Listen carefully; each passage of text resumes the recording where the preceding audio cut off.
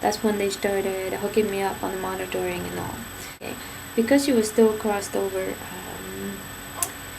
they couldn't find her heartbeat with the monitoring. So there was one moment there when we saw that they started rushing and doing things really, really fast. So we were like, what's going on? What's going on? What's happening? Is the baby okay? Is the baby okay? And they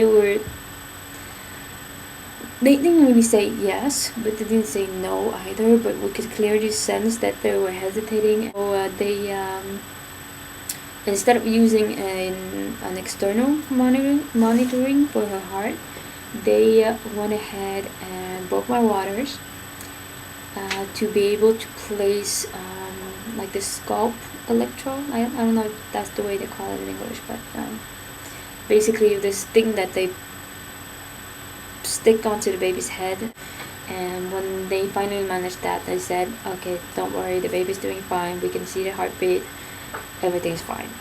And after that, things finally started calming down, and that was when we're like, okay, so what's going on, what's gonna happen? Because basically we came completely and totally unprepared. We didn't know, we don't know how you're supposed to labor and deliver, and we didn't know all the stages of it. And man, I haven't even gotten to that chapter yet in the book. And so we started asking questions. So what's going on? What's gonna happen? And what's this? And what's that? And at one point they go like, yeah, well, you're gonna have your baby today. And we were like, oh my god, oh my god. It just hit us like, oh my god, we're gonna be parents in a couple hours. And so we started calling around, because that night we were gonna have a dinner with his mom for Mother's Day. So we had to cancel that, obviously. At 1 o'clock I was expected at my grandma's place. Well, that obviously didn't happen. And so we started calling around to people and saying, well, we're gonna be parents today. And my mom, she was in New York.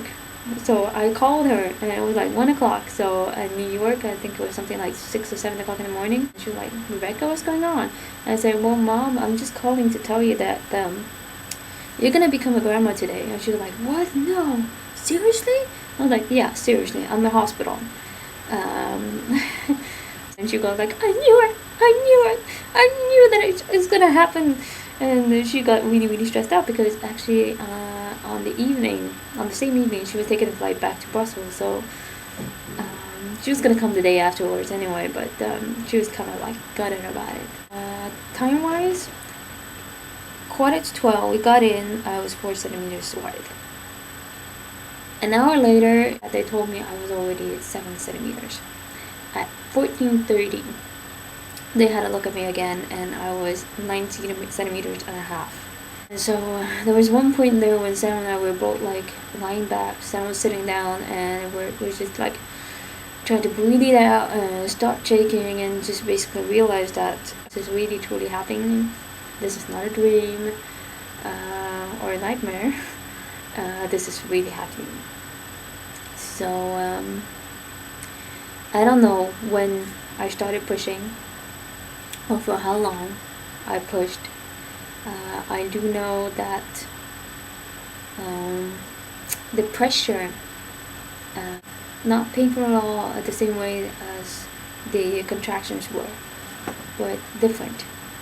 As if you're constipated, really. Or at least that's the way I felt it. And so I started pushing.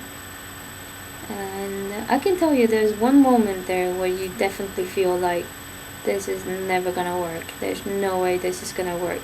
Just please give me a cesarean. I can't do this anymore. And but what's kind of funny was that there was 2 midwives present, 1 student, and then the gynecologist working that day. And Sam was sitting right next to me, so he held me up. He held my neck up every time that I had to push. And so I had all those people around me, and everybody yelling, oh, come on, you can do it, push. Like, I had this whole coaching team around me, and there was this one more point in my head, and I was going like, man, I got all these people yelling at me, come on, go ahead, you can do it. Like, not every day you have that.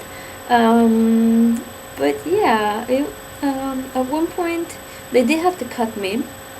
But I can tell you that too. You're not gonna feel it. Really, not feel it at all. Because at that time, when they do it, you have this huge, massive pressure. So you're not gonna feel it at all. So that's okay. And oh yeah, they try to like motivate you. They put up this mirror, and all you can see is like this body part of yours stretched beyond anything you've ever imagined, and you see this thing, this head with small tiny wet hairs on it sticking out, and you're like, ew. Okay, I'm just gonna close my eyes again. And also they try to like they go like, oh, the head is coming through, you want to feel it, you want to feel it. And so they take your hand, and they make you feel it, and then you're like, ew, oh god, like wipe it off, because then you have to grab your leg again to start pushing again. And so I'm a very anti-slimy person. I just don't like to get my fingers dirty, so that's why. And finally the head was through, and then all of a sudden the body just flushed out, and they straight away put her on my belly, and I was just in shock. Oh my god, that's my baby, she's out. And it's really, you can't describe that moment. It's impossible. Because she was born prematurely, they had to take her almost straight away. They in the meantime, they had called in the pediatrician who had a look at her.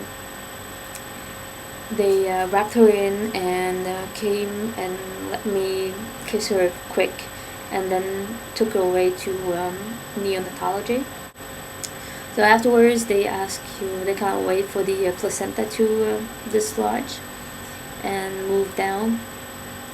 At one point they go like, okay, so could you push now? And you go like, seriously, you want me to push now? With what? I have no energy left, I have no stomach muscles left, I have nothing left, and you want me to push? And Sam told me that apparently I was really looking at the midwife like, okay. But I did manage to push, and that one too just flushed out.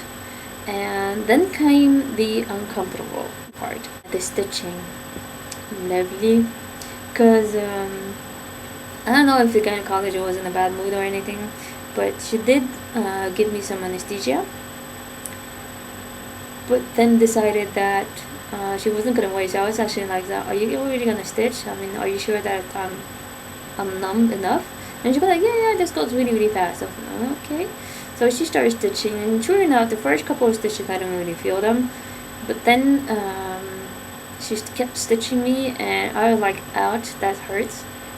Okay, that really seriously hurt. And at the end I was really like, ow. And she was like, yeah, I know, but I really have to do this. And I was like, yeah, well, I know you have to do it, but could you at least numb me a little bit more?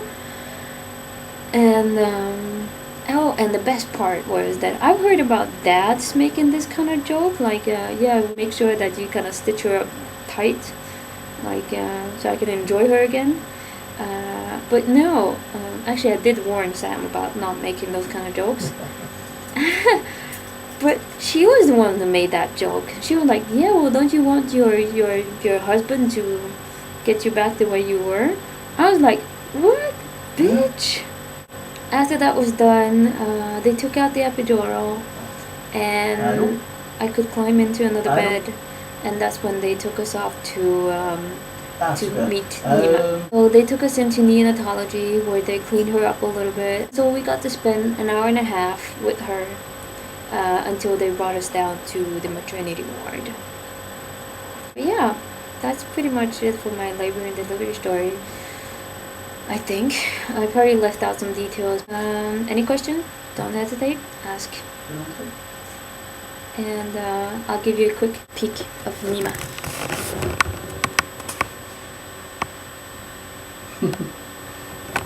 Resting on her dad. Take it easy. Bye.